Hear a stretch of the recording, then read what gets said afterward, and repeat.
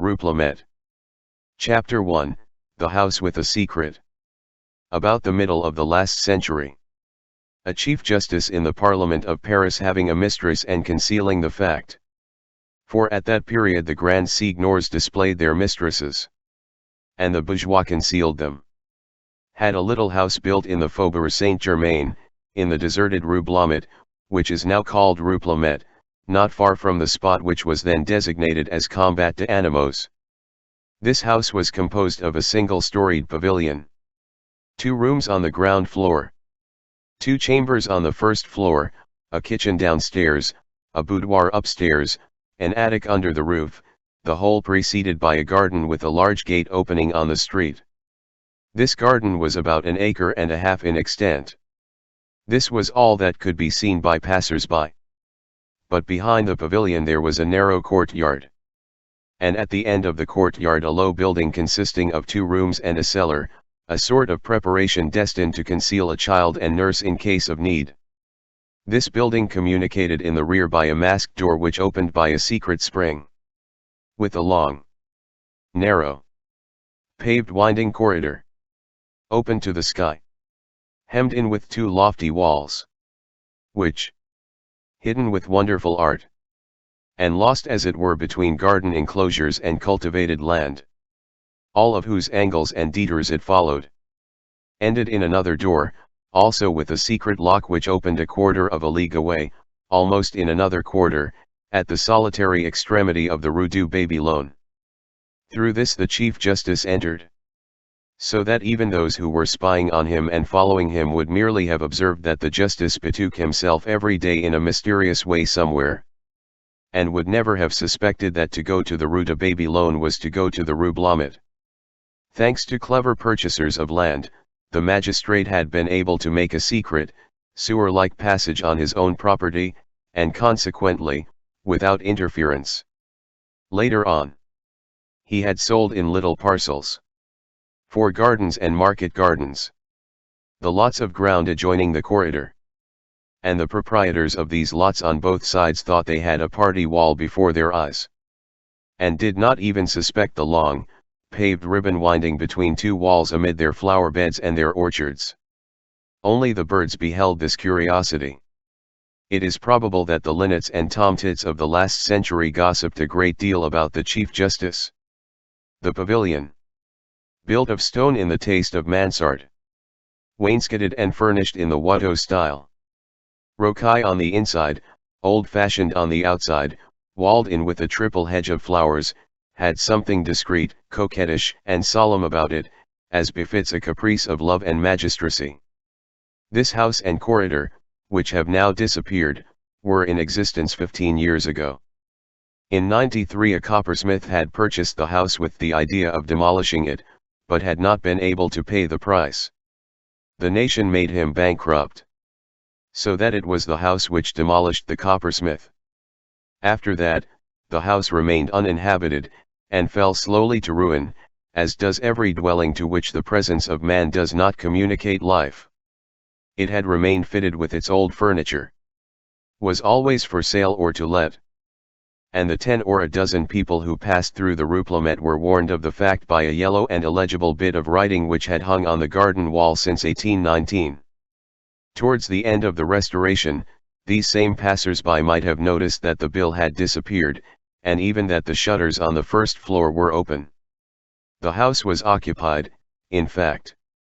The windows had short curtains, a sign that there was a woman about. In the month of October 1829, a man of a certain age had presented himself and had hired the house just as it stood, including, of course, the back building and the lane which ended in the Rue de Babylone. He had had the secret openings of the 2 doors to this passage repaired. The house, as we have just mentioned, was still very nearly furnished with the Justice's old fitting.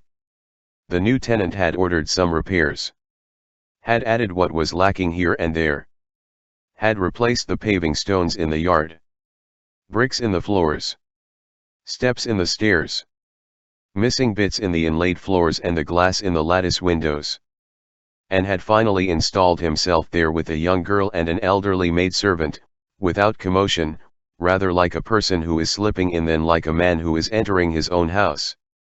The neighbors did not gossip about him, for the reason that there were no neighbors.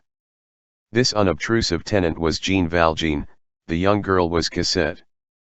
The servant was a woman named Toussaint, whom Jean Valjean had saved from the hospital and from wretchedness, and who was elderly, a stammerer, and from the provinces, three qualities which had decided Jean Valjean to take her with him.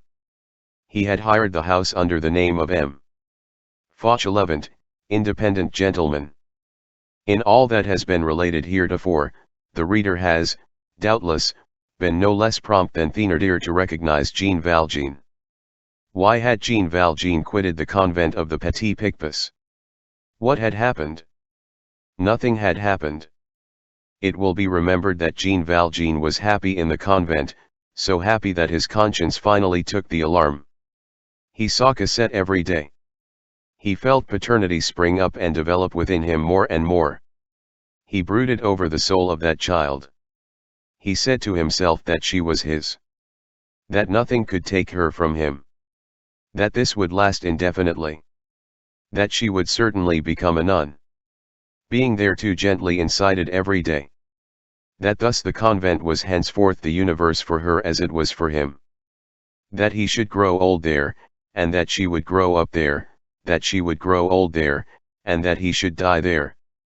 That, in short, delightful hope, no separation was possible. On reflecting upon this, he fell into perplexity. He interrogated himself. He asked himself if all that happiness were really his, if it were not composed of the happiness of another, of the happiness of that child which he, an old man, was confiscating and stealing. If that were not theft? He said to himself. That this child had a right to know life before renouncing it.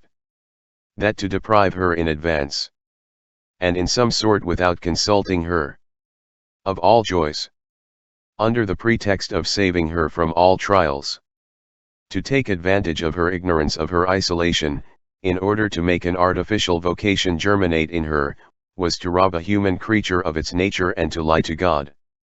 And who knows if, when she came to be aware of all this some day, and found herself a nun to her sorrow, Cosette would not come to hate him. A last, almost selfish thought, and less heroic than the rest, but which was intolerable to him. He resolved to quit the convent. He resolved on this. He recognized with anguish, the fact that it was necessary. As for objections, there were none. 5 years' sojourn between these four walls and of disappearance had necessarily destroyed or dispersed the elements of fear.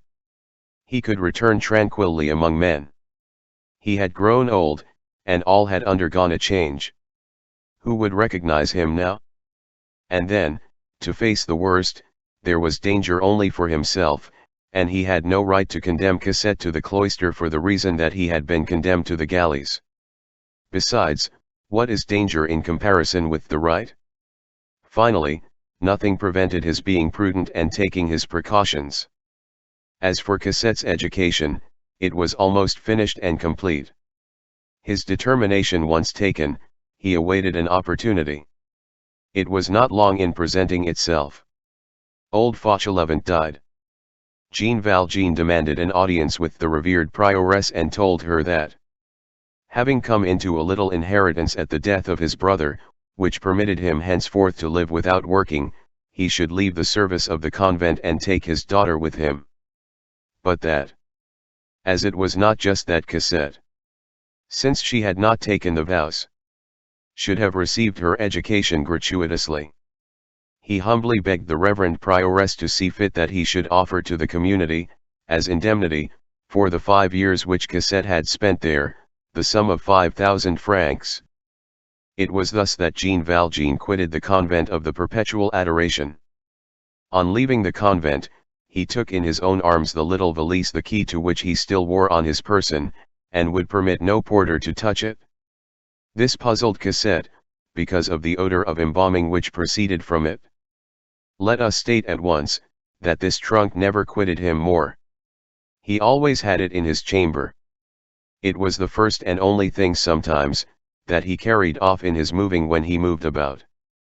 Cosette laughed at it, and called this valise his inseparable, saying, "I am jealous of it." Nevertheless, Jean Valjean did not reappear in the open air without profound anxiety. He discovered the house in the Rue Plumet, and hid himself from sight there. Henceforth he was in the possession of the name Ultime Fauchelevent. At the same time he hired 2 other apartments in Paris, in order that he might attract less attention than if he were to remain always in the same quarter, and so that he could, at need, take himself off at the slightest disquietude which should assail him, and in short, so that he might not again be caught unprovided as on the night when he had so miraculously escaped from Javert. These 2 apartments were very pitiable, poor in appearance, and in 2 quarters which were far remote from each other, the one in the Rue de l'Ouest, the other in the Rue de l'Homme. He went from time to time, now to the Rue de l'Homme, now to the Rue de l'Ouest, to pass a month or 6 weeks, without taking Toussaint. He had himself served by the porters, and gave himself out as a gentleman from the suburbs, living on his funds, and having a little temporary resting place in town. This lofty virtue had 3 domiciles in Paris for the sake of escaping from the police.